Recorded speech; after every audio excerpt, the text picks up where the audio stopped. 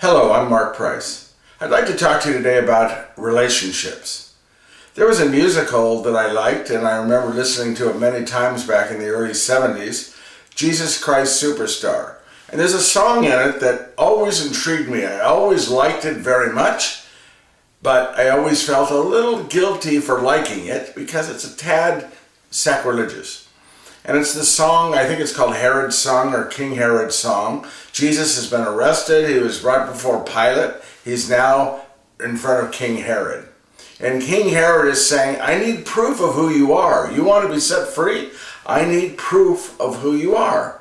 He says, prove to me that you're divine. Change my water into wine, he says to him. Prove to me that you're no fool. Walk across my swimming pool. Herod is looking for proof. And that, in today's gospel from John, is exactly what the Jewish people are doing with Jesus.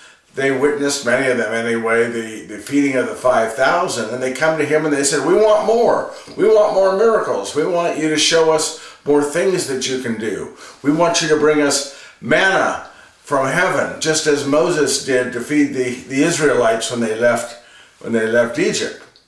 But Jesus, of course, knew that if people are only following him and listening to him because they like what he does, the miracles, then just like the Israelites, who were astounded by the miracles that were performed, the parting of the Red Sea, the water out of a stone, the manna in the desert, Jesus knew that those same Israelites, not long after, had forgotten apparently those miracles, those great signs from God, and decided to create their own idols, their own golden calves, and worship in a different direction.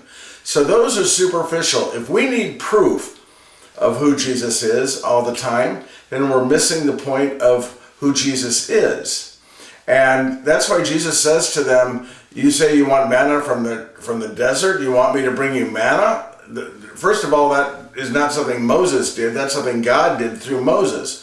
But God now is providing bread better than manna. He's providing bread from which you will never hunger again. And they said, well, where can we get this bread? And Jesus said, well, I am that bread. I am the bread of life. So what's Jesus asking them to do? He's asking them to move past the needing proof and into a relationship. Instead of seeing him for what he can do, he wants them to see him for who he really is.